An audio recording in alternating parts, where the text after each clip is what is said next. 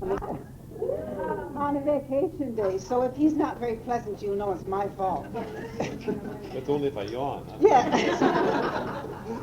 So, nice to see you all again. We've been putting Walt Whitman off long enough in this club here. After all these years, we never came to Whitman. And I have to admit that Whitman is a difficult nut to crack as a teacher. And he's difficult for a lot of reasons. And two of them are sort of contradictory, I think. Two ideas people have about Whitman, neither of which is right, but both of which is sort of partially right. One is that I think some of you may have this feeling that Whitman is a dirty poet. He had a reputation in the mid-19th century as being a man who was unduly pleased with the body. And he wrote poems which are still able to shock college students today. And so you can imagine what that means. They only shock them, however, after you've explained what's going on. So on the one hand, we've got the memory of Whitman as being dirty, which is absolutely wrong. In fact, that quality that people are thinking about when they think that of Whitman is exactly what he's attacking as a poet. One of his major themes is to deny the fact that there is anything wrong with your body, that what you are is what is good. I'll talk about that later on. So people refuse to get that message. The other message about Whitman that people have is just as destructive to the desire to read him, and that is that he's another one of the old graybeards. That is that he lived a long life. He's been dead 100 years now, practically, 90 years. And who cares about what a poet wrote 100 years ago?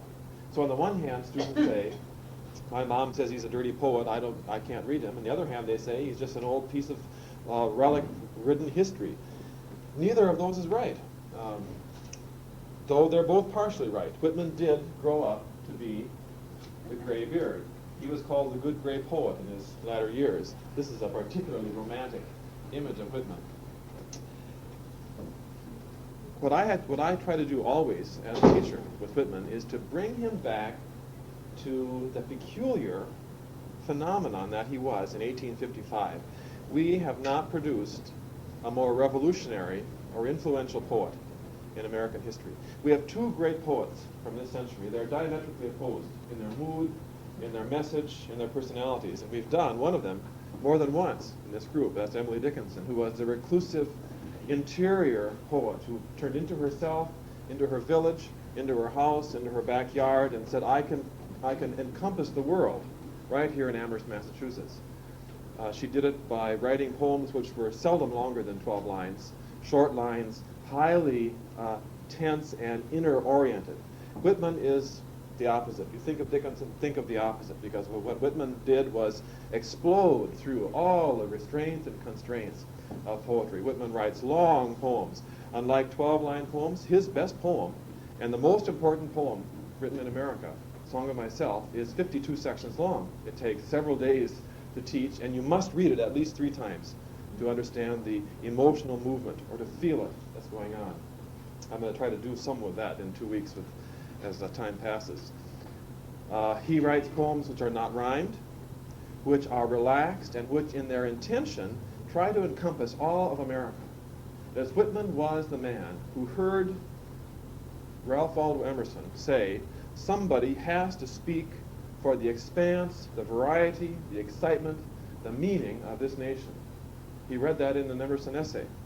And up to that point, he was Walter Whitman. He was a poor poet and a semi-unsuccessful newspaper editor. Well, he read Emerson's essay and said, here I am, take me, I will do it. He went about creating the first American PR writer.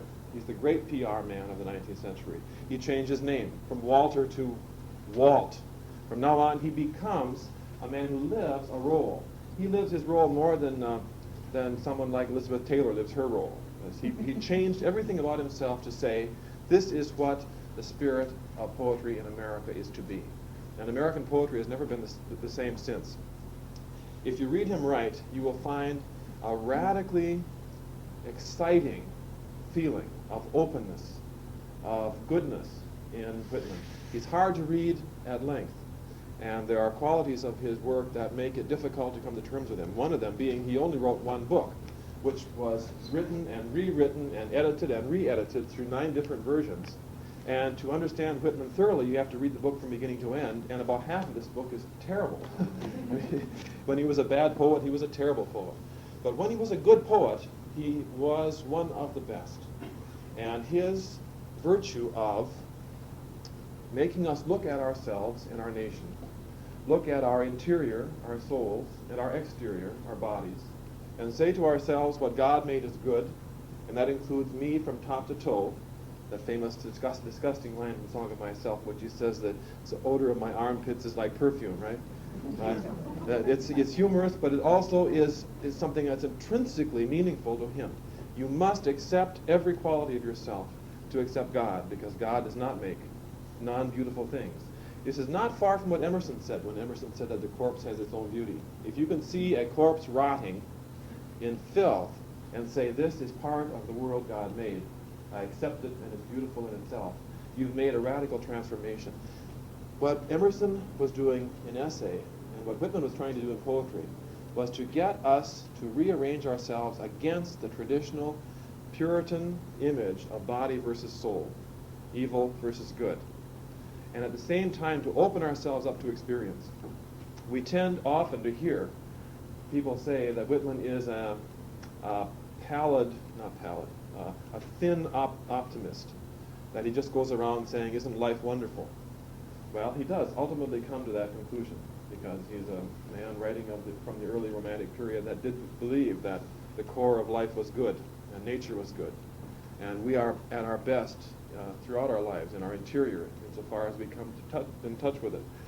But the truth is that his optimism comes hard, the way Emerson's does, because to be optimistic properly is to accept evil and grief and sadness. And when you read the expanse of Whitman, you come to, I think, a marvelous feeling that this man is close to being what I would like to be right.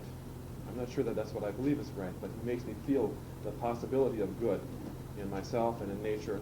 And I hope I can bring you along with me through his revolutionary restatement of the way we look at ourselves from this period. I probably will read you something that's some of the poetry that's a little bit touchy in terms of sex, but bear with me. I'll assume that we're all experienced people. Today what I want to do is introduce you to the revolutionary man and focus our attention on some very short poems. Whitman is most famous for his long poems. And as we go on, we'll be reading, I hope, When Lilacs Last and the Dooryard Bloomed, which some of you might remember from school.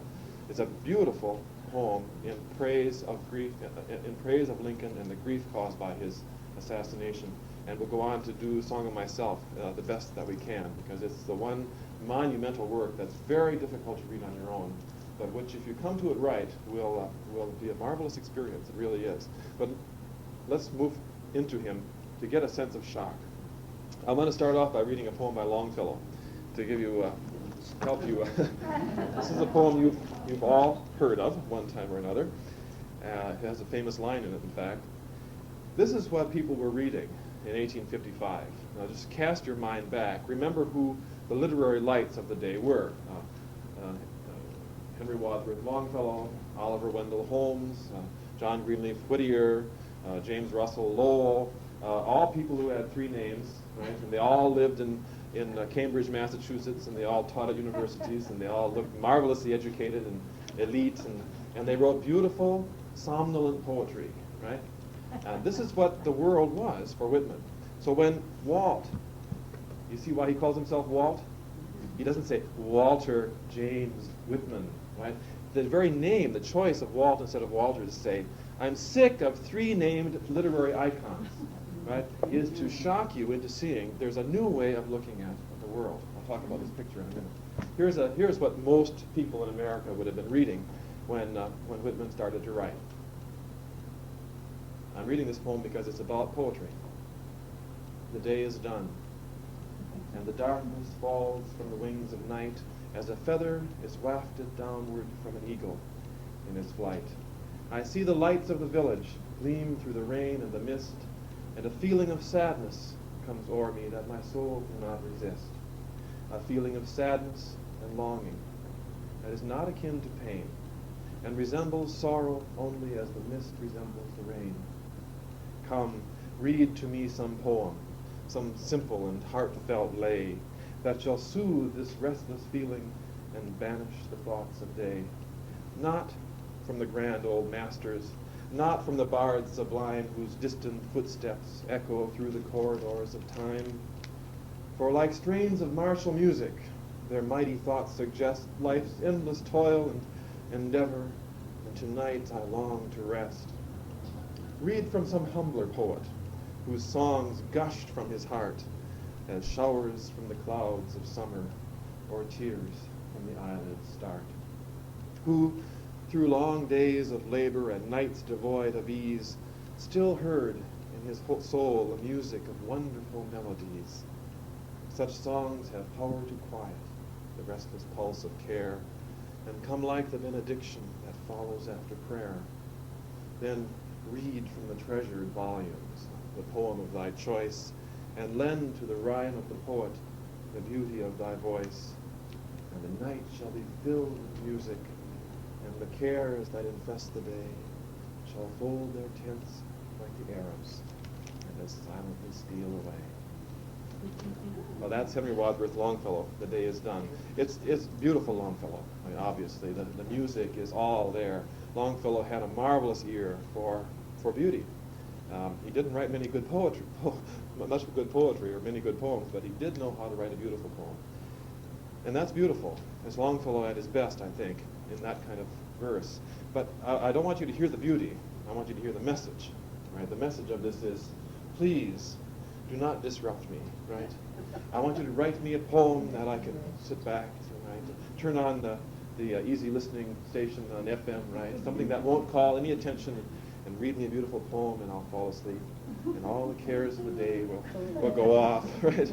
Now there is a place for Longfellow. I don't know where that place is right now, since I'm not. But that was not. The time has come, Whitman would say, when we've got to get rid of this.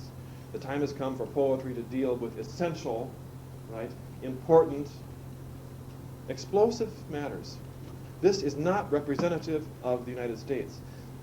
Imagine Longfellow's poetry here as being what we have to represent to us the 19th century, the century of the Civil War, right? The century of robber barons, of one dead Chinaman for every rail in the Northern Pacific, right? Of monopoly going hog wild, the Gilded Age, right? When you think of the 19th century, you think of energy, vitality. I mean, this country was growing like an explosive charge of some kind. It's not the poetry of Longfellow that represents what happened in this country from 1850 to 1900. Maybe it's representative of the peaceful pre-Civil War world, the world of villages, countries, the world that Jefferson thought was the ideal American world. But by 1855, before the war, the word was in the air. Longfellow simply will not do. We need something new to show this world what America is like. And out of that, you get, if you open your book, look at the very first poem in the inscriptions. You get this voice in contrast. Here he is. Oneself I sing. Hear the difference in the sound entirely. Oneself I sing.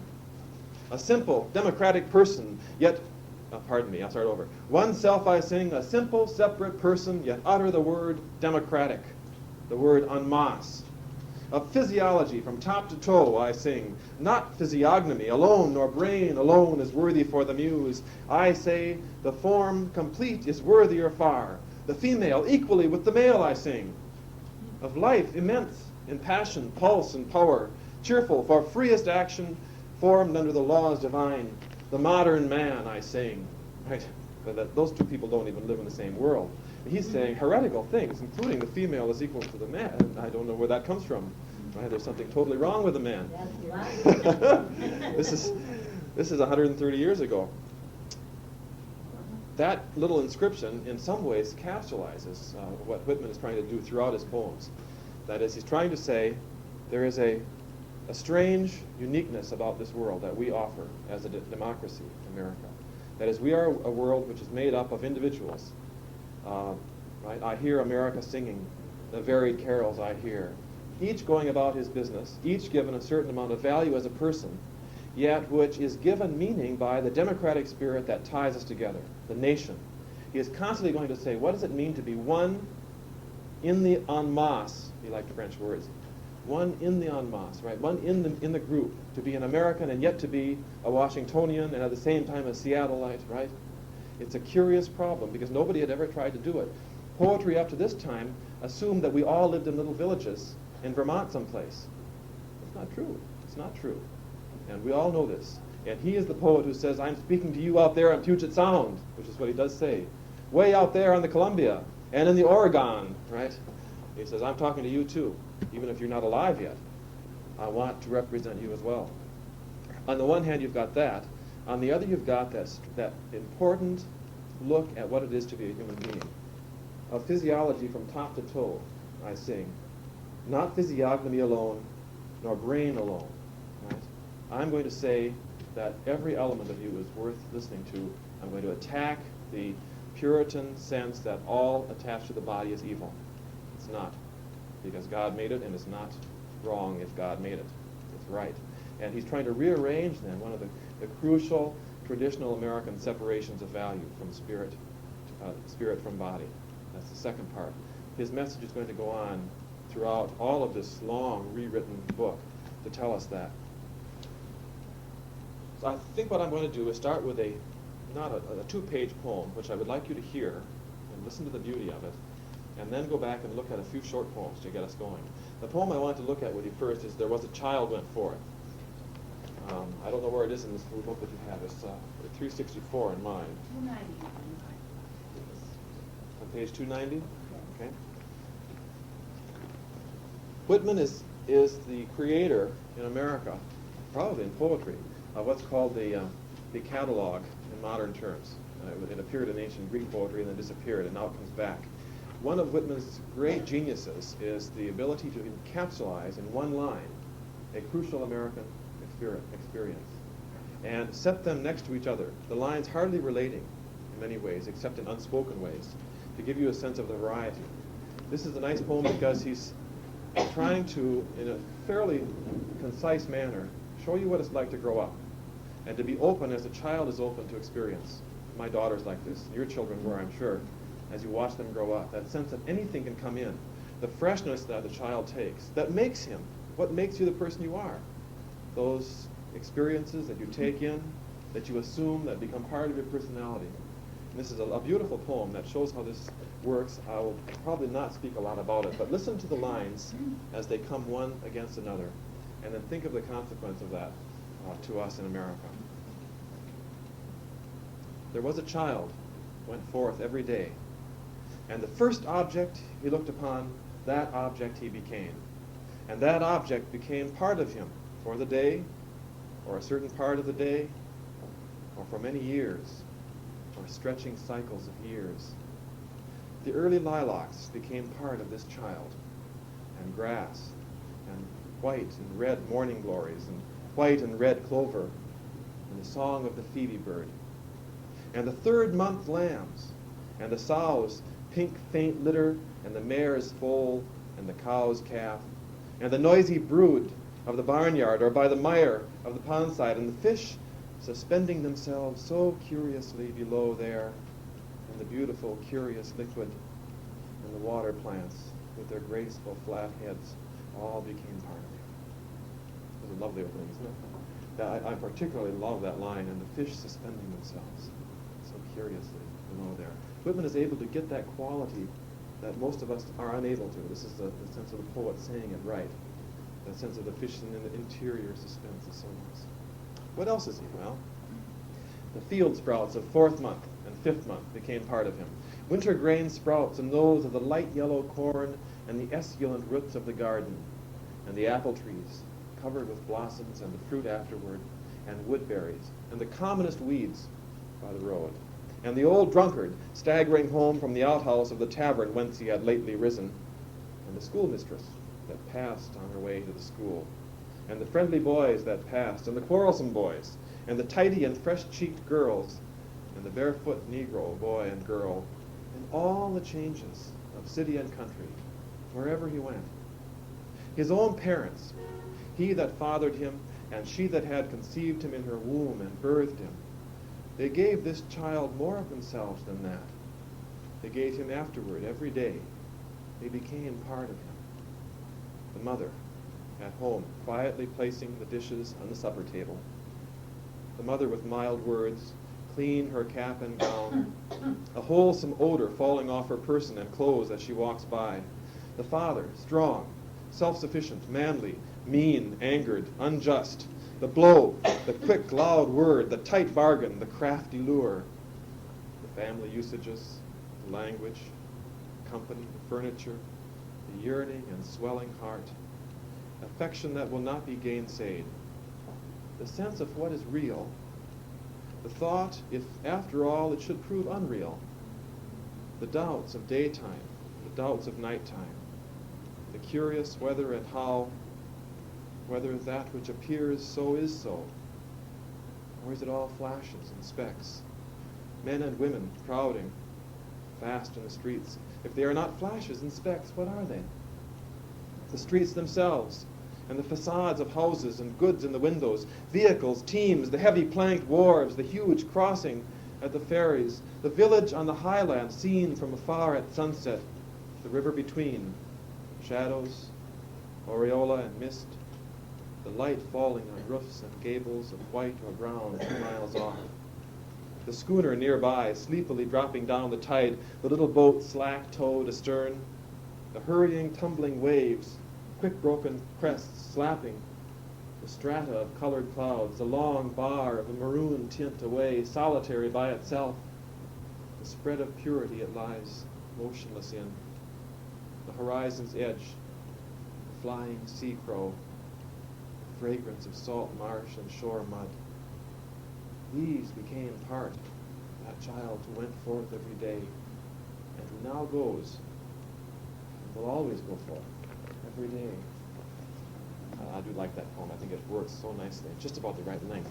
You do get a sense of Whitman at his best, that sense of finding this tremendous variety. Psychiatrists know this, right? That we are what we experience. This is 20th century psychiatry. And we carry it with us. And heaven only knows the long-term effect of the world in which mother is putting the plates on the table just like that, and father comes home and easily angered, right? The unjust blow. But all of these things are assumed, are subsumed into the personality of this child, and that sense of openness, a wide openness, right, that you take with us, that make us the person we are. Notice he says the child is still going forth every day, because as long as you live, you're taking in these experiences. You do not become an adult. There isn't really such a thing in this poem. Well, I hope that gives you the sense of contrast. This is a very different world. When he published the first edition of Leaves of Grass, this is the frontispiece. Right? This is the picture he created of himself. Whitman was the first and most enamored writer of the camera in America. He had photographs of himself taken throughout the 19th century until he died. It was a marvelous portfolio. The second, by the way, was Mark Twain, who was also enamored of the camera and also was a great PR man who chose a fake name, as a Walt is a fake name, and chose to live under it. But this is a picture that tells you a lot if you look at it. Remember the gray beard, the formal pose. This pose communicates before you open the book what the message of the book is to be. It's called the workman's photograph, as you can see. The carpenter's, what do you notice first of all? Can you see anything of that picture? The stance, right? Instead of sitting like Abraham Lincoln in his chair, right? It's the man who stopped for a moment in the midst of work. He's got his right hand on his hip, like this. I can see it. His fist. His left hand is in this pocket, and his hip is cocked, like this. His head is cocked. What does the stance tell you? He's looking straight at the camera. Is it aggressive? It's okay, confident. It's not negative aggressive, but it certainly is not passive, is it? He's saying, "Take me the way I am." What? Tell me something about the pose, the details of it. What about the hand in the pocket? Okay, relax. Men do not stand with their hands in their pockets, right? Not gentlemen, but this man is. What about this, by the way? All right, it's a sort of male aggressive position. He's a workman. Did you notice his shirt? Yes. Open collared shirt. He very seldom wore a normal tie. If he wore a tie at all, he wore a foulard, is that the word? The French great big thing that would flow out? The open collared shirt. What about the hat? You notice the hat? The position of the hat? He loved hats. He would wear any hat he could get a hold of. You notice this back, canted back. I always say, for me, the word that summarizes this is cocky. This is a cocky man. He's saying, here I am, take me or leave me. Nobody had ever seen a picture like that. And the book was shocking enough when it came out. A thin, beautiful book, this big, with long, big pages, long lines rambling all the way out. It was shocking enough to cause quite a cause celeb. John Greenleaf Whittier threw his copy in the fireplace and burned it up. He was so offended by it. That's sort of the opposite of what the English did. They said, at last, America has a poet. That's right. But they weren't confident, and we weren't either, that this was the one who was going to be. Now, Emerson saw this and liked it a lot. Oh, I should tell you, if you find a copy of this in your closet, it's worth about $10,000 today. So Whittier's descendants have cause to regret that rash gesture. By the way, if you read or saw The Bell of Amherst, in there you have Emily Dickinson saying, I never read Whittier, but I never read Whitman, but I heard he was scandalous. Don't believe her, she read every word. She's just putting that on. A mint copy of Leaves of Grass was found about 10 years ago in a closet in Massachusetts. In the original brown paper wrapping, that person had bought it in, stuck it up. It sold for $8,000. So it's a very valuable book. It's also an extremely beautiful book. It's probably the most beautiful book of poetry the 19th century produced. He typesetted himself, like so many of our writers. He did it. Well, let me show you some more pictures of him as he evolved. There's the same. There's the working man. Yes. Where was he from? I know. He's from Long Island. Brooklyn, actually, born in Brooklyn. I think lived in Long Island most of his life. He edited the Long Island Eagle newspaper as a young man. He's strictly a New York creation. Was he ever actually working it, or? Well, he did varieties of things as a young man. Yeah, and he was primarily a printer journalist before he became a poet. Once he became a poet, yes, all of these will show this. Once he became a poet, he spent his life writing and publishing and getting into conflicts. And he settled himself down in New York at Pfaff's Tavern. If you ever go to New York City, you want to go to Pfaff's.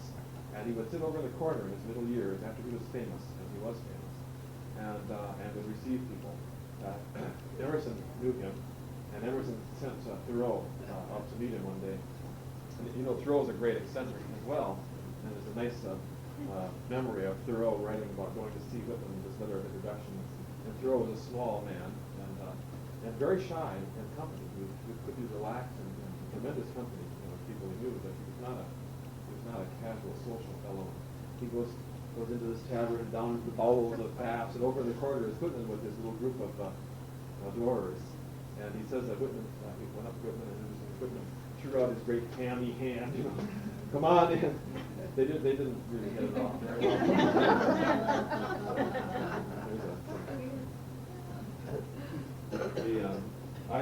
I enjoy, notice this hat, isn't that a wonderful hat? I enjoy imagining what I suspect probably happened, and nobody knew it. We have two writers who were New York writers, who are two of the top 3 or 4 writers America produced, who lived throughout their lifetimes in New York, and who were actually exact peers, exact contemporaries, both born in 1819, and one died in 1891, and he just barely lived into 1892. I'm referring, of course, to Herman Melville, who lived in New York as well. And Melville and Whitman, as far as we know, never knew each other. But my belief is that sometime they probably took the Brooklyn Ferry at the same time, and each was standing on the other side staring down into the current, because Whitman wrote the poem Crossing Brooklyn Ferry, which is one of his major. There's another, it's the very famous Eakins poem. And I wish they had met, because Melville needed to know someone like Whitman and did not. Some of the sadness is that they never came together. No, he was famous but not rich.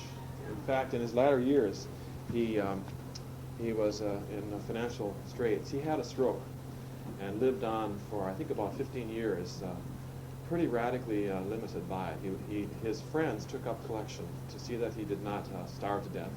This is a photograph of a little pony cart that literary people contributed $10 each to, including Holmes and Whittier and others who you would think would not care to give him a cart so he could ride around the streets because he couldn't walk. And he lived his last years in Camden, New Jersey. He was the sage of Camden until he died. And you can go to Camden and see his little house there. He had a small house. People knew he was unique, and he was a good enough PR man to establish it, that he was somebody who was going to be important in history. The difficulty was they didn't know what to do with him. He didn't fit anywhere. And so he was one of those creatures you look at, a little bit like a sideshow, free, and say, what's going to happen to American literature because of him? Well, it turned out he was to have tremendous influence on 20th century poetry, but in his own day, he was more of a stage phenomenon than a member of the group. Also, he lived in New York, and most American poets lived around Boston and Cambridge or Massachusetts oriented. So it's a curious life that he lived. I admire Whitman a lot, and I think it's a great tragedy that this man who felt so alive in his body spent so many years really an invalid. His latter years were very sad, but he kept on working and kept on producing. And by the time he died, he had enough people who adored him to be known as the good gray poet, and he lived long enough to hear that coming.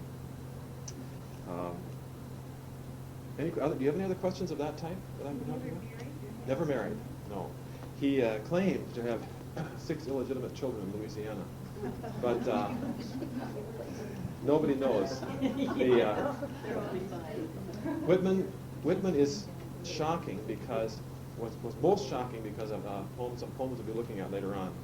2 sections in Leaves of Grass. One is called Children of Adam. If you look in your table of contents, you see that. The one that follows that is called Calamus. And the Children of Adam poems are poems in praise of heterosexual love, men and women. The Calamus poems are poems in praise of homosexual love, men and men. Whitman embraces human experience pretty thoroughly, and this was one of the reasons he was considered improper poet. I think if you read the 2 of them, the 2 sections closely enough, you'll see that he's talking about something that's deeper than the physical act, though the physical act may be part of it. But a lot of people did not find it possible to go beyond that. And we'll talk a little bit about that as time goes on. Nobody knows for sure what Whitman's sexual life was like. People who are gay claim him as part of theirs. But it's pretty clear to me that if he was homosexual, it was sublimated. He obviously had attraction to male friends, but women found him radically attractive. He was chaste throughout his life. I think he was primarily a celibate throughout his life, and that he abandoned that part of act for the sake of the expansive openness that he could represent as Walt instead of Walter Whitman. Wasn't it true that during one of his most prolific years that he spent an awful lot of time relaxing along the riverbank, the seaside banks, getting the rhythm of the waves and that sort of thing, and really devoting a lot of the time in meditation? Well, he did do that. Yes. He was a very mixed bag as an individual human being. He liked to be out in the woods. He liked manual labor, did a lot of it.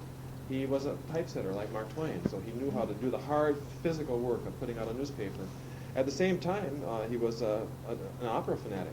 I mean, it's awfully hard to imagine Whitman as somebody who loved opera, but he loved opera, and you see opera terms in his poetry all the time. And that's usually considered a rather effete or elegant kind of hobby. He's a difficult man to pin down, and that's part of the world he was creating. I am all of these things. Well, I think that's why he likes Wagner so much too, you know, and he has some tremendous lines that are very Wagnerian. I don't recall him as being a Wagner. I thought he was more towards, who wrote Aida?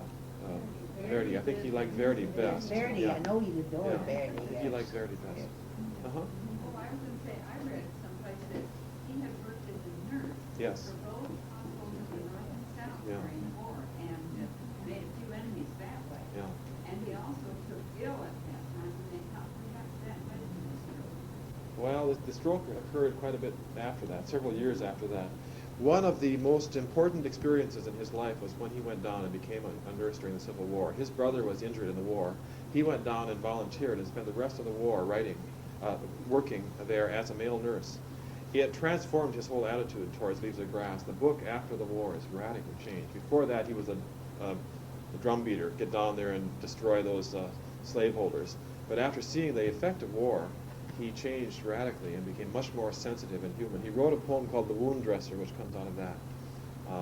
It's a very important experience in American literature that he went down down there to become a nurse. If I have time today, we'll read some of the poems that came out of the war experience. The drum taps poems are quite interesting and very good. Yeah, it's an unusual phenomenon. Shall we read a little bit now? Let's see what we. Let's open up by looking at a couple of the more of the inscriptions. So start at the very beginning. These are poems which are short poems that are there to set the tone for the long sequences of major poems that will appear as it goes on. I read the first one. Slip over the next few. Keep on going past Eidolons, which is the long one. Bring yourself up to When I Read the Book. Find that? Page 35. Each of these is sort of a tone setter. If you read all through the inscriptions, what you do is sort of hear like somebody with a gong, right? Chimes. Here are some of the themes that we will be reading, and some of these are quite nice. When I read the book, the biography, Famous, and is this then, said I, what the author calls a man's life? And so will someone, when I am dead and gone, write my life, as if any man really knew aught of my life. Why, even I myself often think know little or nothing of my real life. Only a few hints, a few diffuse, faint clues and indirections I seek for my own use to trace out here. This is the warning to the readers who are going to take this book and say, this tells us all about the fact that he was a homosexual. What he's going to say is, I'm using my life, I'm living a life that makes it possible for you to see some of the variety that is in everybody's life. Whitman insists that each person be given the value of his human soul. And if you read much Whitman, you'll see that he tends to say over and over again that the person who's the down and outer, the prostitute, the criminal, right, is as important in the eyes of God as the priest, right, the politician, the society dame. All of us have this, and all of us have this value because we're human. And all of us are there because, as the child goes forth, we're the consequences of the life we live. Turn to the next one, beginning my studies. Beginning my studies, the first step pleased me so much. The mere fact consciousness, these forms, the power of motion, the least insect or animal, the senses, eyesight, love. The first step, I say, awed me and pleased me so much, I have hardly gone and hardly wish to go any farther, but stop and loiter all the time to sing it in ecstatic songs. Whitman is one of those who believes that if you see the meaning of the least element of nature, you have enough to destroy your mind with awe and wonder. He says if you could understand the miracle of your wrist, he says, take your hand up, look at your wrist, look what God made. He says a mouse is enough to stagger sextillions of stars. Right? Just the fact of a mouse is so wondrous that if you understood what it meant, you wouldn't be able to, you would just be, and yet we see these all the time. So one of his goals, see, as a poet, is to get us to see new. Is what Dickinson says in her poem, if you remember that. It's the poet's job to look at that flower that you walk by every day when you leave the house, and to say, look at the miracle of that dandelion. Right? You can see it right, then you're coming into proper terms with nature or with God. And he's going to repeatedly ask us to do that. Look at the wonder of your ankle, or the slug crossing the street. I've not yet reached the Whitmanian point where I can do that, but maybe. There's flower in the cranny wall, too. Yeah, but better. Yeah. Right. But it's the same idea, very much so. I don't think Tennyson is as good at it as Whitman. Look at Me Imperturbed, a couple of poems over. Me Imperturbed means imperturbable. The classic Whitman stance is sort of like this, looking at the world, taking it in, not being overwhelmed if you can avoid it, but saying, hey, here I am, looking over his shoulder, saying, come along, let's try it, let's see what it's like, song of the open road, getting out there. He says, let's go out and take a look at it. Imperturbed, a fake form of imperturbable. Standing at ease in nature, master of all, or mistress of all, a plum in the midst of irrational things, imbued as they, passive, receptive, silent as they, finding my occupation, poverty, notoriety, foibles, crimes, less important than I thought. Me toward the Mexican Sea, or in the Manhattan, or the Tennessee, or far north or inland, a riverman, or a man of the woods, or of any farm life of these states, or of the coast, or the lakes, or Canada. Me wherever life is lived. Oh, to be self-balanced for contingencies, to confront night, storms, hunger, ridicule, accidents, rebuffs, as the trees and animals do.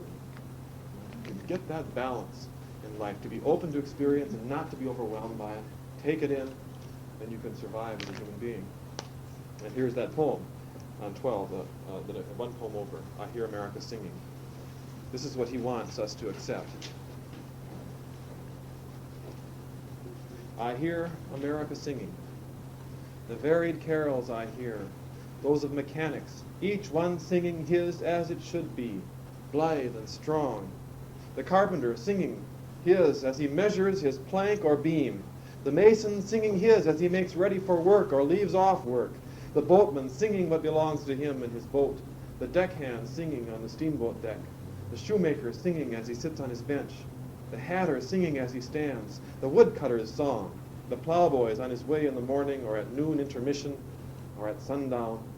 The delicious singing of the mother or of the young wife at work or of the girl sewing or washing. Each singing what belongs to him or her and to no one else. The day what belongs to the day. At night the party of young fellows, robust, friendly, singing with open mouths their strong, melodious songs. It's a nice image, isn't it? It's a beautiful poem, too, because it reminds you of that crucial quality. Each of these people is doing nothing more than do his thing, or her thing, right? Each sings his own song. But when they are singing, they create music, right? It's all of us that make the country.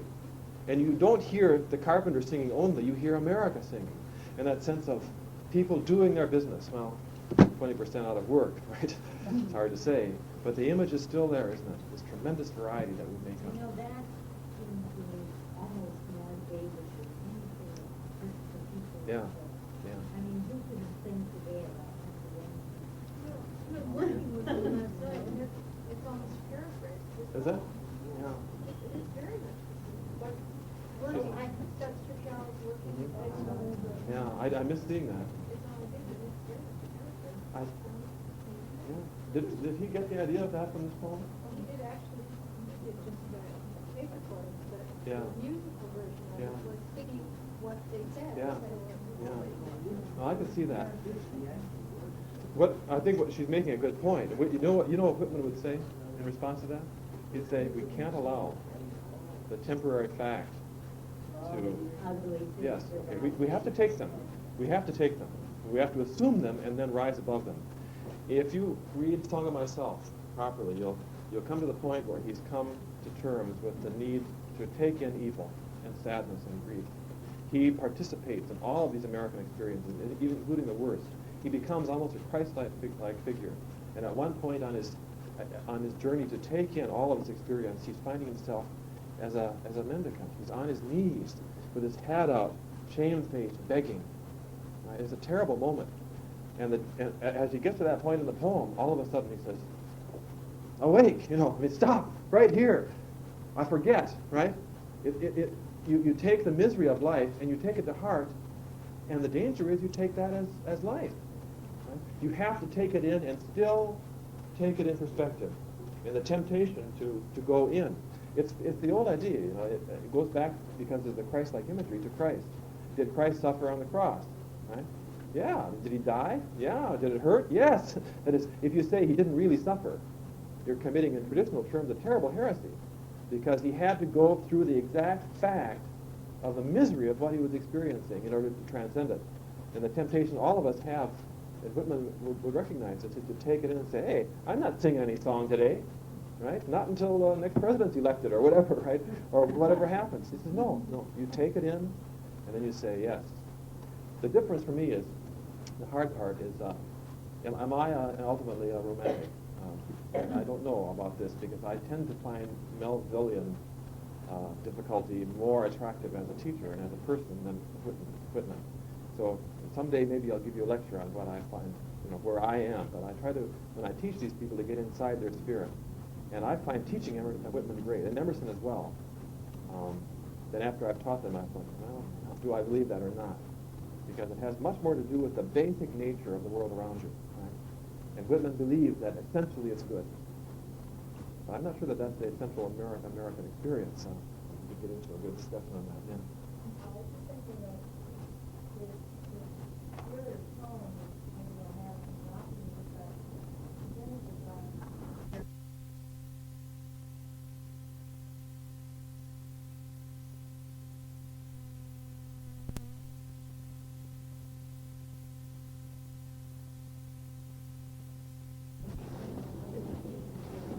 Let's start the second hour with a very lovely symbolic poem about what it is he's trying to do as a poet. It's a noiseless patient spider. You know that one? Can you find that in your... It's not the best poem, but it's a beautiful poem, and very much expresses what his role is. 347. 347. 347. A noiseless patient spider. oh, here's this.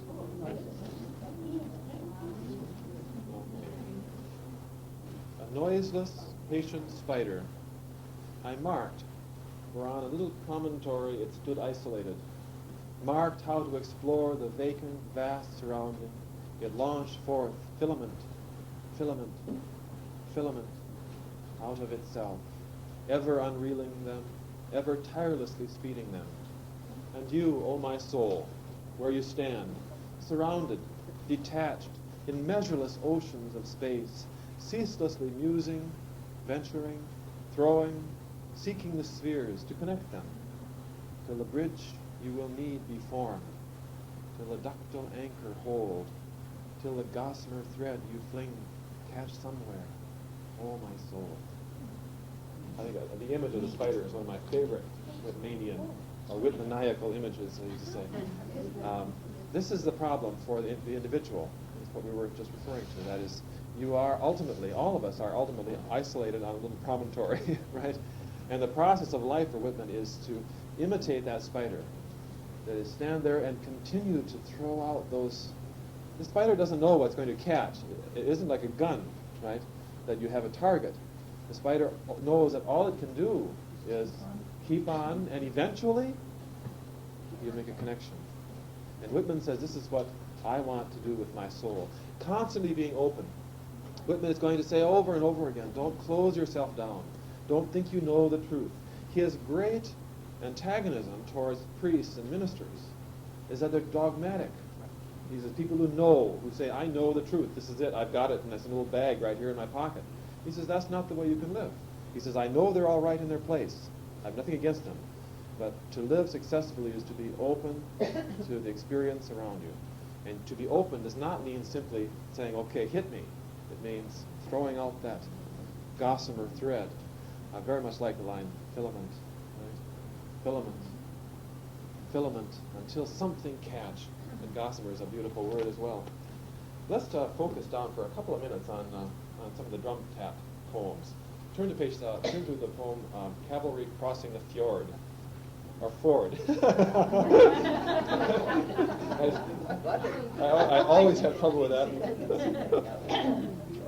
This is having gone to a Norwegian college, it gets into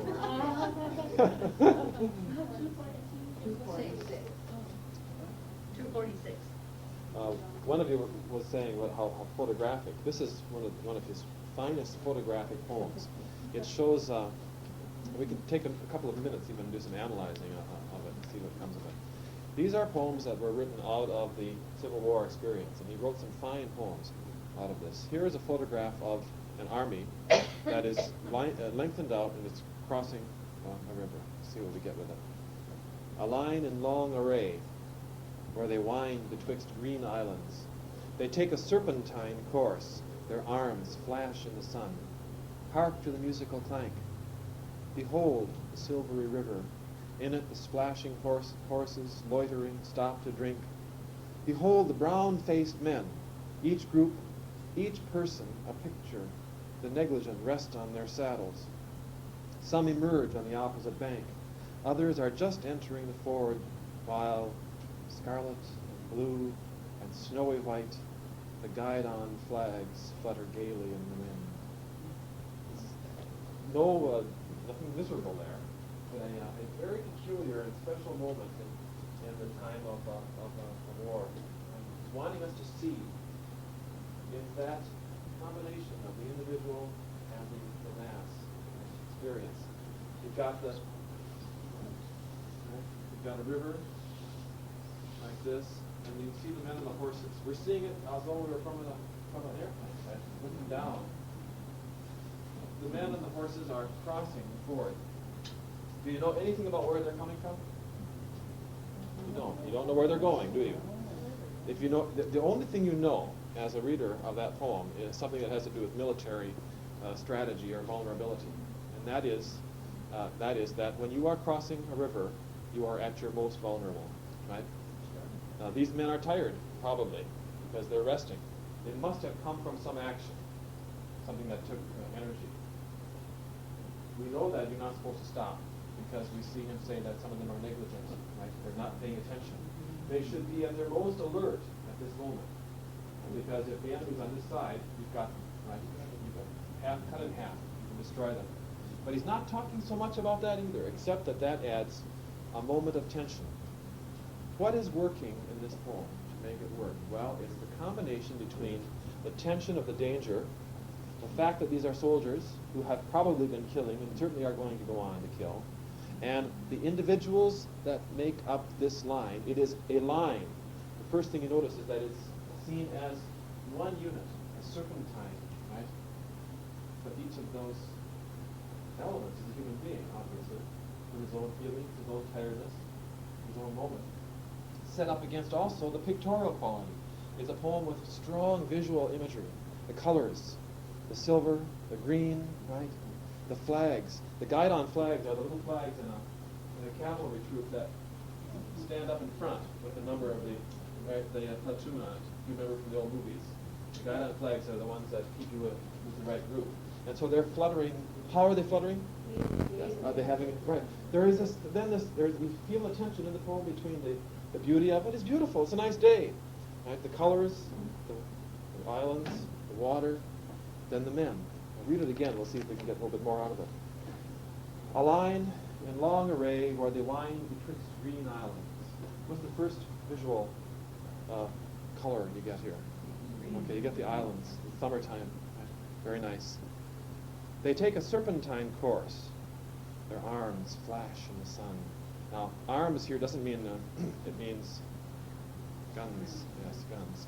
But flash is not the flash of bullets, it's the sunrise, right? So the sun is out. The sun is implicitly yellow. You've got that, right, by implicit.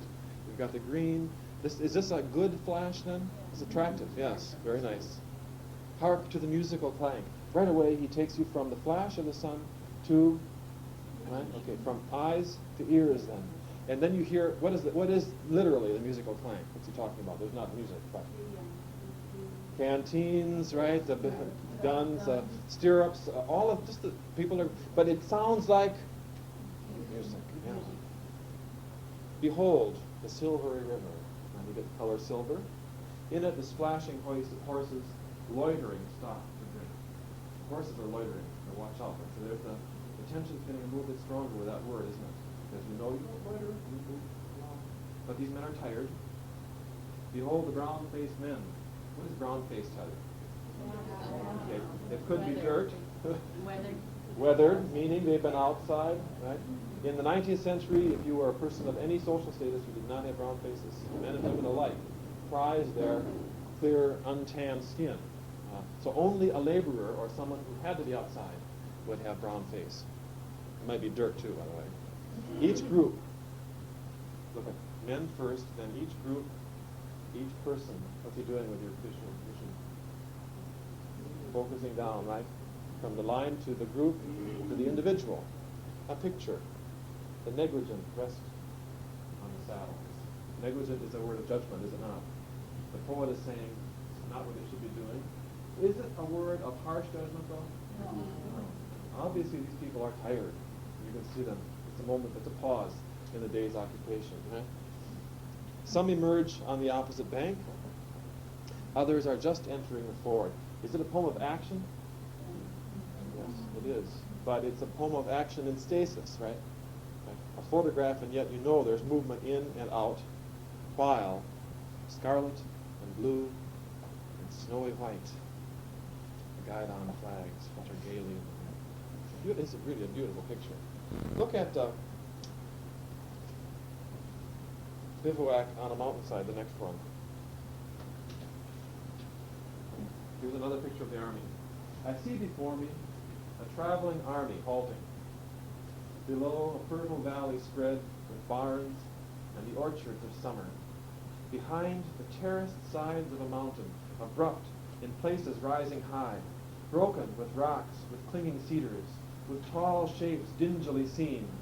The numerous campfires scattered near and far, some away up on the mountain, the shadowy forms of men and horses looming, large-sized, flickering, and over all the sky, far, far out of reach, studded, breaking out, the eternal stars.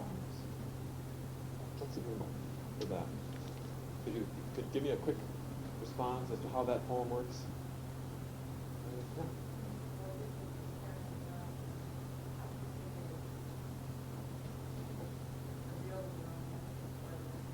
Oh, I see. He's making a... It's not hard. We start out with the fact, right? The bivouac is the men, they've settled down for the night. You see their fireplaces, right? And you also see the world around them. The human occupation going on. There's that realistic element. But the poem is, the whole purpose of the poem is to step you one step away after you've done that and seen the bivouac and all the soldiers with him and say, here are our little fires, but above it, we can't do a darn thing about those stars, right? They are going to go on and continue going on. It underscores, in its effect, the futility of this whole process, doesn't it? War is not an admirable experience. And even though the human world is beautiful, if you put it in context, if you step back and you see that God has made these stars that are just going to continue on, the fires here will go out, those up there will not. The eternality of it undercuts the meaning of the human experience. I mean, after all, it doesn't make any difference whether it's nuclear or Loyola, does it? It really does not in the long run. Look at another one. This is a very nice one, too. By the Bivouac's Fitful Flame. The one next on. By the Bivouac's Fitful Flame. A procession winding around me, solemn and sweet and slow. But first I note the tents of the sleeping army, the fields and woods dim outline, the darkness lit by spots of kindled fire, silence, like a phantom far or near, an occasional figure moving, shrubs and trees. As I lift my eyes, they seem to be stealthily watching me, while winding procession of thoughts, those tender, wondrous thoughts of life and death, of home, of the past, of love, of those that are far away. Slow and solemn procession there, as I sit on the ground of the Bivouac's Fitful Flame. Very nice mood piece, as you can see. He's getting at that interior. Here, everything is dampened down. You notice that the movement that in this poem would be equivalent to that is in the interior of his mind. Here with all these people, it's very unclear. Even the bushes look like they might be creeping up on you. Who knows where the enemy is? He can't resist at this moment thinking back about, you name it, right, the little farm in Ohio, or wherever he came from. Remembering the girl, the wife, the child. Expansion beyond the particular. Now let's try a difficult, beautiful poem. It's a little bit longer, and I think it's one of the most powerful of the poems in this section. It's called Vigil Strange I Kept on the Field One Night. Okay. The context of this poem is that it's about a soldier who sees a buddy die. He's an older man, and the boy who dies is the young boy, the young soldier.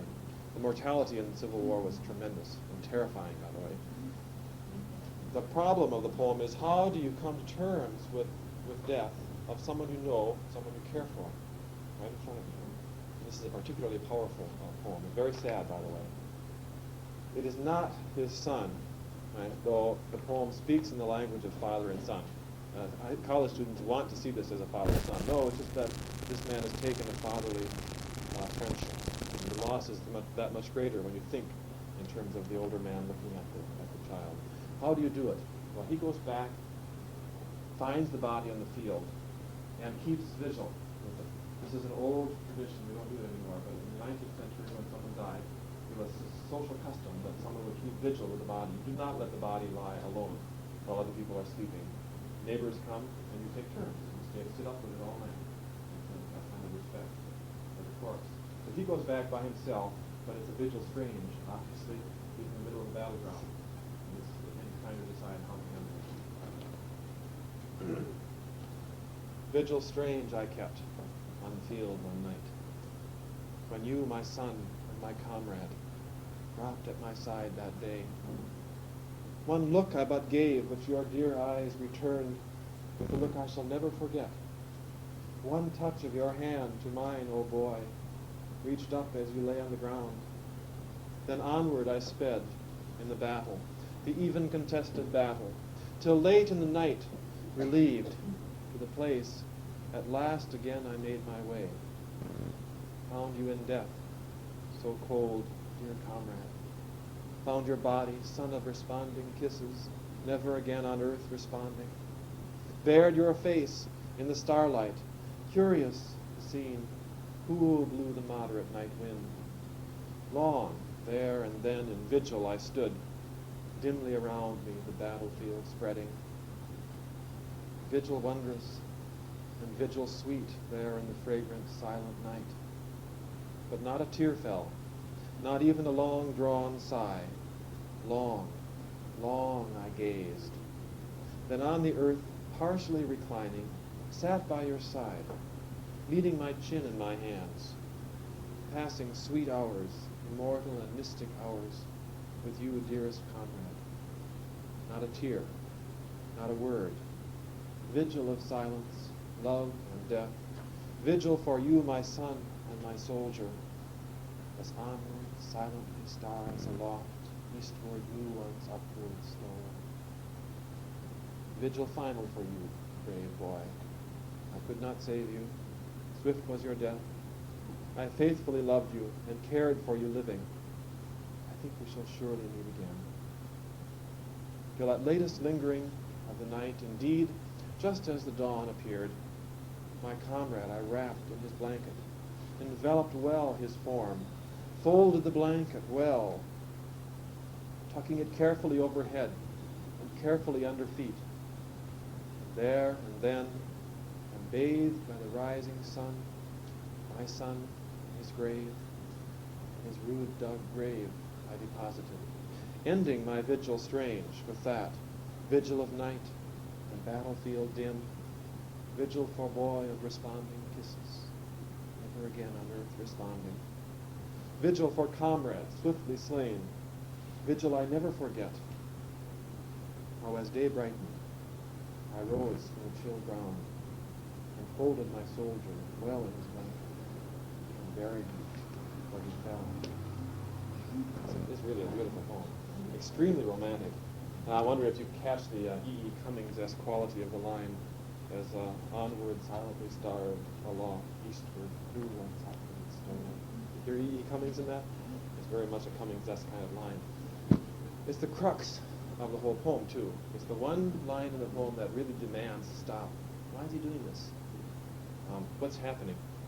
It's that moment, you see, where the particular loss of the boy is put in the context of the continual movement of the spheres. I like it also because I think it, in spite of the language, which is excessive in parts, I think, it gets at one of the crucial qualities of the task of grief, which is how do you handle it when he's dead? You notice what he does. He doesn't cry, right? No tears, no weeping. What he does is goes back to the boy. He could have buried him right away, and that's usually what you do in the war. You get right as soon as possible. He spends the night. He gets down next to him, you notice, and puts his chin in his hands, and honors him by the company. It's almost without words, isn't it? Because what can you do except think? Never again on earth responding. Boy responding kisses. To be alive is to be responsive, right? To be alert to your friend, to the life around you. Death means it's all gone. And to have some means as a person or as a poet to say, I think I will surely meet you again. But it goes against all the evidence, doesn't it? Right? But you have to believe in something broader than the body that's in front of you in order to say that. And then what do you owe the body? He does all that you can do. Right? He wraps him carefully in his blanket, repeats the word several times, right? Covers his head, right? You give the respect due to the body of the soul that inhabited the body, and then you bury him where he fell.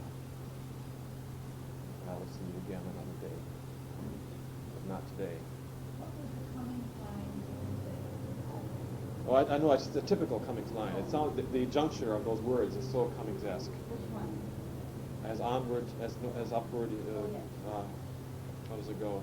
As onward, silently stars aloft, eastward, new ones upward stroll. Sounds like something from anyone lived in a little how town, that kind of poem. Do you have any questions about that poem? Can you see how it works without us sort of settling down on it? Let's look at a bad one. I used to give this as an assignment to my college students. Tell me which of these two poems is good and which one is bad. Look at the one just previous to this one. Come Up from the Fields, Father. Whitman, well, he had one of the best ears, I think, of the 19th century. He also had a terribly bad judgment at times. I was mentioning at break, one of his most beautiful opening lines of all of his poems, and he has some marvelous opening lines. Give me the splendid silent sun with all his beams full dazzling. Tremendous opening lines. One of his most beautiful one is out of the cradle endlessly rocking, out of the night of one good night. Out of the cradle endlessly rocking, which is the ocean of tides. For years, that poem was published as Out of the Endlessly Rocked Cradle. Now, the semantic content is the same, as you can see, but it shows you how you have to have the right ear to be the right poet. And he knew that first line didn't work, and he revised and revised constantly his poems. And after about 4 revisions, it came to him, it had to be out of the cradle endlessly rocking. It's a beautiful line. I can't stand out of the endlessly rocked cradle. Well, sometimes he had bad ear, and Come Up from the Fields, Father is, I think, one of his really awful poems. But you'd be surprised at how many college students will opt for this one being the better one of the two. Notice that he puts these two next to each other. They're different kinds. This is the poem in which the news of the boy's death reaches the farm back home. The other one is the comrade on the field. Come up from the fields, Father, here's a letter from our Pete. Not a memorable line. And come to the front door, Mother, here's a letter from thy dear son. Lo, now here's a nice stanza. 'Tis autumn. Lo, where the trees deeper green, yellower and redder, cool and sweet in Ohio's villages with leaves fluttering in the moderate wind, where apples ripe in the orchards hang, and grapes on the trellis vines. Smell you the smell of the grapes on the vine. Smell you the buckwheat where the bees were lately buzzing. Above all, lo, the sky so calm, so transparent after the rain, and with wondrous clouds. Below, too, all calm, all vital and beautiful, and the farm prospers well. Down in the fields, all prospers well. But now from the fields come Father, come at the daughter's call, and come to the entry, Mother. To the front door, come right away. Fast as she can, she hurries, something ominous, her steps trembling. She does not tarry to smooth her hair nor adjust her cap. Open the envelope quickly. Oh, this is not your son's writing, yet his name is signed. Oh, a strange hand writes for our dear son. Oh, stricken mother's soul. All swims before her eyes, flashes with black. She catches the main words only. Sentence is broken. Gunshot wound in the breast. Cavalry skirmish. Taken to the hospital. At present low, but will soon be better. Ah, now the single figure to me. Amid all teeming and wealthy Ohio, with all its cities and farms, sickly white in the face and dull in the head, very faint by the jamb of the door she leans. Grieve not so, dear mother, the just grown daughter speaks through her sobs. The little sisters huddle around, speechless and dismayed. See, dearest mother, the letter says Pete will soon be better. Alas, poor boy, he will never be better. Nor maybe needs to be better, a brave and simple soul. While they stand at home at the door, he is dead already. The only son is dead. But the mother needs to be better. She with thin form, presently dressed in black. By day her meals untouched, then at night fitfully sleeping, often waking, in the midnight waking, weeping, long with one deep longing. Oh, that she might withdraw unnoticed, silent from life, escape and withdraw, to follow, to seek, to be with her dear dead son. It has a certain amount of effect, as you can imagine. It's a very sentimental poem. And I mean, to get away with lines like "but the mother needs to be better" is a terrible sound. It just doesn't work. It grates on your ear, and several lines in this poem grate on the ear. He has trouble any time he tries to express overt grief and emotion. There's only one bad stanza in When Lilacs Last in the Dooryard Bloom, and that's the second one, where he's trying to just scream about how, oh, woe is me, oh, dreadful fallen star, oh, I really feel bad. You can't do it. I mean, it does not make poetry. It's a terrible stanza. This is what's happening here, you see. He's trying not to use the restraint of the soldier, but instead the overt grief of the mother, and it doesn't work at all. That's because language doesn't suffice. The only thing you can do is to weep, right? And to try to find words that are the equivalent of deep pain so that the words do it. Right? Impossible. The poem does not work. It's really a bad poem. The other poem uses a lot of words, but it doesn't try to say what shouldn't be said. Does that make sense what I'm saying? It's mainly in the staring. It's in the pose, in the posture. And when that poem tries to say it, it starts getting weak. So it's that not saying what shouldn't be said that Whitman sometimes failed on. Okay, now I'll try to shock you for a few minutes before you go. It always brings the college students back for a second. Turn to I'll read not all of these poems, but to give you a sense of some of the shock that comes to them. Turn to From Pent-Up, Aching Rivers. This is the Children of Adam section, and it has to do with heterosexual attraction, the attraction of man for woman and vice versa. 97. Whitman is a lot like a precursor to friend D.H. Lawrence, if you know Lawrence's sense of deep sort of primal needs that drive men and women together. Whatever it is, the electric quality. And let's put it a little bit in perspective. He's going to talk about two kinds of love. Pretty much homosexual or male-male love, and then heterosexual love. He believes that both of these are good qualities. The quality that is attractive or positive and necessary in heterosexual love is the strong, driving need, the incredible amount of tension that appeals between men and women who are needing each other. The quality that he's going to try to use as representative in the homosexual section, Calmus poems, is the love of companionship, of friendship. The poems in the next section are much more relaxed. It's the people just walking arm in arm together. I don't think negative at all. In fact, I like the images because very few of them have any specific physical context. And what Whitman does not want us to do, I think, is to diminish the power of male-female relationship by putting it closer towards friendship. That's what sounds so much like tremendous energy. At the same time, like Lawrence, at the same time, he's trying to get us to see that physical love is part and parcel of male-female relationships. You have to love yourself. And if you believe that your body is ugly or evil or degenerate, you're destroying one of the most important parts of your life, because this is what brings people together. It's the glue that cements relationships. He'll go on and make some very straightforward and upsetting poems about this topic. Here is that need. This is the male, sort of male need. From pent-up, aching rivers, from that of myself without which I were nothing, from what I am determined to make illustrious, even if I stand sole among men, from my own voice resonant, singing the phallus. Well, you can just imagine, right, in 1855. You're not going to get away with that. He sent a copy of Leaves of Grass to Emerson, who was, as you know, a pretty much open-minded man and a great counselor and aider of new poets. And Emerson said, this is the voice.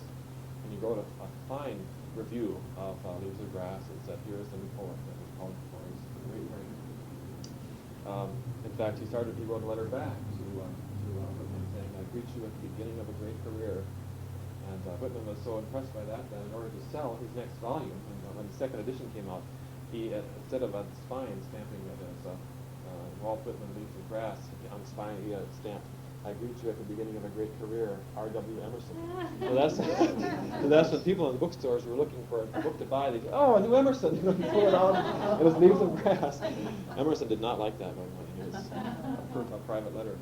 So Emerson read these, but he was a little shocked by a poem like this, and so he went with Whitman, and they had a walk. They walked along the shore of Long Island, and Emerson counseled him and said, no, this is really fine stuff, but take my advice and remove some of these more physical poems. You want to become a successful poet. And thank you very much for your advice. And didn't pay any attention to it at all.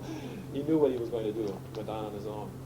Singing the song of procreation, singing the need of superb children, and therein superb grown people, singing the muscular urge and the blending, singing the bedfellow's song, oh, resistless yearning, oh, for any and each, the body correlative attractive. I don't like words like correlative. But you see what he's saying? There's that need for the other person. You call it lust if you like in a negative sense, but it's for him it's that energy that makes life worth living. It's the living quality of your body. Oh, for you, whoever you are, your correlative body, that word. Oh, it more than all else, you delighting. From the hungry gnaw that eats me night and day, from native moments, from bashful pain, singing them, seeking something yet unfound, though I have diligently sought it many a long year, singing the true song of the soul, fitful at random, renascent with grossest nature or among animals. You're going to go on. Now, a few lines down. The welcome nearness, the sight of the perfect body, the swimmer, swimming naked in the bath or motionless on his back, lying and floating, the female form approaching, I, pensive love flesh, tremulous, aching. Very strong stuff, even for college kids today. Look at the next poem, I Sing the Body Electric. This has some very positive effects on it. For him, electric doesn't mean electricity, it means life, right? Vitality. The body that moves with electricity, that has energy, motion. I sing the body electric. The armies of those I love engirth me, and I engirth them. They will not let me off till I go with them, respond to them, and discorrupt them, and charge them full with the charge of the soul. Was it doubted that those who corrupt their own bodies conceal themselves? And if those who defile the living are as bad as they who defile the dead, and if the body does not do fully as much as the soul, and if the body were not the soul, what is the soul? The love of the body of man or woman balks account. The body itself balks account. That of the male is perfect. That of the female is perfect. See, this is language. It's just, you cannot say that. Even today, I think, we still retain a lot of that sense that there are a lot of good things in me, but it isn't my body that's good. Right? My body is what makes me fall. Temptation, right? You name it. Food, right? Lust, drink, all these things that knock us down. And Whitman says, no, you've got to take it in itself. Look at yourself, he says. The expression of the face balks account. I wish you would use things like balks account. You get the point, right? You say you can't add it up. You can't put it down. But the expression of a well-made man appears not only in his face. Well, always, of course, the face has been the prime public part of the body. So, yes, of course. You look at someone's face, it's more than you can add up. But it's not only that. It's in his limbs and joints also. It is curiously in the joints of his hips and wrists. It is in his walk, the carriage of his neck, the flex of his waist and knees. Dress that does not hide him. The strong, sweet quality he has strikes through the cotton and broadcloth. To see him pass conveys as much as the best poem. Perhaps more. You linger to see his back, the back of his neck, shoulder side. And just look at the human body. Take it for what it is, the miracle that it is in every part of its functioning. He goes on and talks at length about some of these. Turn over a little bit. Sections 5 and 6 deal with the female body and the male body. This is the female form. A divine nimbus exhales from it from head to foot. It attracts with fierce, undeniable attraction. I am drawn by its breath, as if I were no more than a helpless vapor. All falls aside. Of myself and it. Books, art, religion, time, the visible and solid earth, and what was expected of heaven or feared of hell, are now consumed. Mad filaments, is that word? That's the other poem. Ungovernable shoots play out of it. The response, likewise, ungovernable. He says that when you come across somebody and you're attracted to that person, it's like glue shooting out and grabbing you, pulling you to it. Hair, bosom, hips, bend of legs, negligent falling hands, all diffused, mine too diffused. Ebb stung by the flow, flow stung by the ebb, love flesh swelling and deliciously aching, limitless limpid jets of love, hot and enormous, quivering jelly of love, white glow and delirious juice, bridegroom night of love working surely and softly in the prostrate dawn. Well, that's even more than college students can handle if you start looking at it closely, which we will not do. Be not ashamed, women, a few lines down. Your privilege imposes the rest, and is the exit of the rest. You are the gates of the body, and you are the gates of the soul. We today have no idea of how revolutionary that was, because women in the mid-19th century were simply not considered of equivalent value in many ways. You were not allowed to exercise your bodies. You were not allowed to go to gymnasiums. They were corseted up right from here down, and many women were physically damaged because of that sense of hiding. No woman was to have any physical trait at all. Not supposed to be physical. We're supposed to be strictly spiritual beings. And Whitman was one of the first in America to say, listen, it's great to be a woman. Get out there and live and to have your own body, to be yourself. You are the mother of mankind. The female contains all qualities and tempers them. She is in her place and moves with perfect balance. She is all things duly veiled. She is both passive and active. She is to conceive daughters as well as sons, and sons as well as daughters. What a state. You notice how he balances those things. He's trying to be very careful to equalize, make it work. The next one is man's. The male is not less the soul. Pardon me. The male is not less the soul, nor more. He too is in his place. He too is all qualities. He is action and power.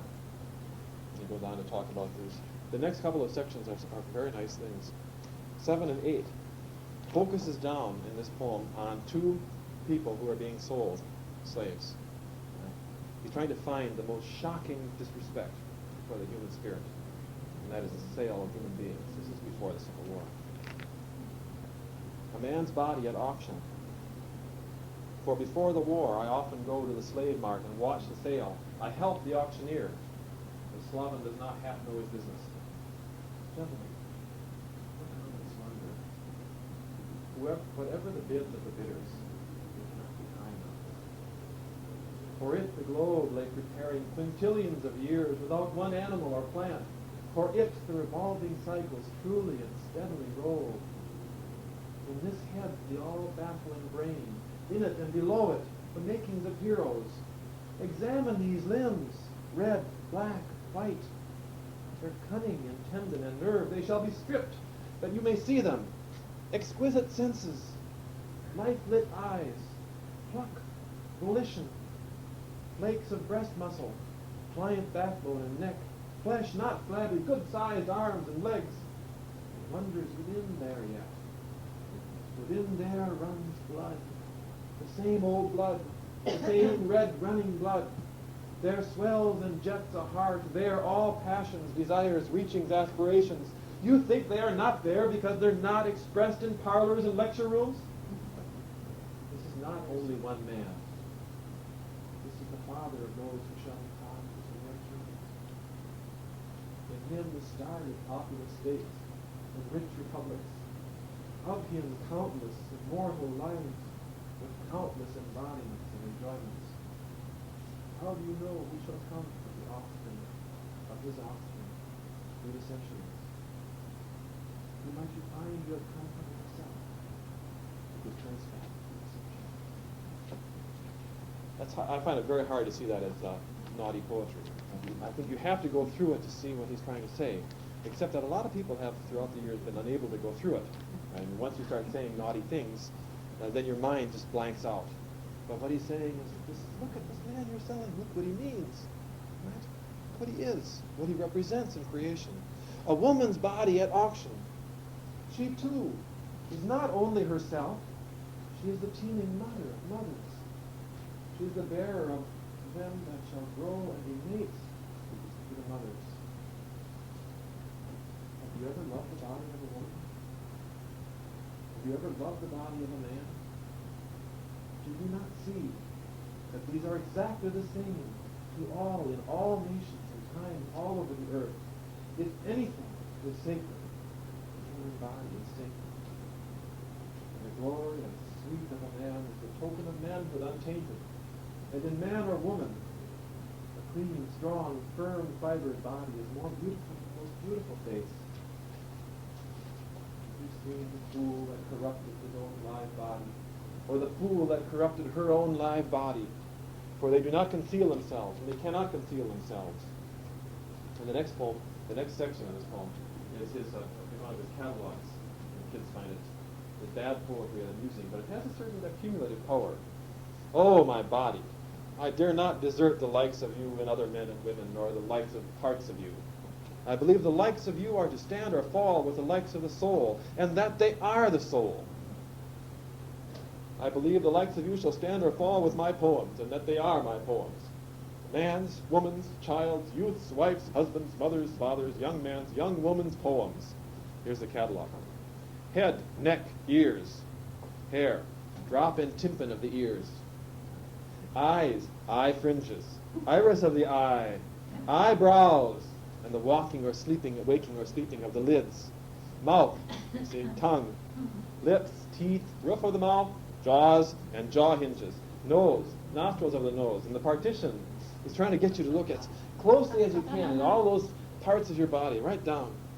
Cheeks, temples, forehead, chin, throat, back of the neck, neck sleeve, strong shoulders, manly beard, scapula, hind shoulders, and the ample side round of the chest, upper arm, armpit, elbow socket, lower arm, arm sinews, arm bones, wrists and wrist joints, hand, palm, knuckles, thumb, forefinger, wrist, finger joints, fingernails, broad breast front, curling hair of the breast, breastbone, breast side, ribs, belly, backbone, joints of the backbone, hips. This is where I stop in college. I don't read the next line. As you're going down the body, he keeps right on going all the way to the floor. And so they all want to finish that by themselves. Anyway, he then goes on and shifts over to women, by the way, you see. Womanhood and all that is a woman, and the man that comes from woman. The womb, the teats, the nipples, breast milk, tears, laughter, weeping, same thing. This was shocking, but it's a very specific, careful attempt to break your preconceived responses to the physical in life. That's obviously not poetry, is it? But it's just a list. But it does have a poetic effect, if I could make that distinction. If you stop to say, look at your eyes. I mean, look at your eyes. Just that alone. You see 2 lines where he's getting you to see the pupils and the eyebrows and the lids moving up and down and waking and sleeping and the lashes in the eyes, right? Just the incredible perfectness of it, the beauty of it that is there. If you look at it, which we do not do, most of us. Well, that's what he's doing in Children of Adam. And he goes on some other nice, there are other parts of these poems that are very nice as well. spontaneous me. See that one, skip over 1 hour to madness and joy.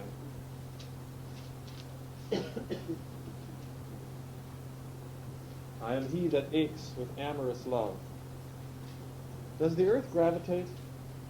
Does not all matter, aching, attract all matter? So the body of me to all I meet and know. You see that it's very essential human trait. Once I've passed, here's a nice one. Once I passed through a populous city, short. I went through Seattle, it says. Once I passed through a populous city, imprinting my brain for future use with its shows, architecture, customs, traditions. Yet now, of all that city, I remember only a woman I casually met there who detained me for love of me. Day by day and night by night, we were together. All else has long been forgotten by me. I remember, I say, only that woman who passionately clung to me. Again we wander, we love, we separate again. Again she holds me by the hand. I must not go. I see her close beside me with silent lips, sad and tremulous. It's the human that lasts, obviously, not the architecture of the museums. And his last poem in this section, as Adam early in the morning. In other words, like Adam, early in the morning in Eden. As Adam early in the morning, walking forth from the bower, refreshed with sleep, behold me where I pass,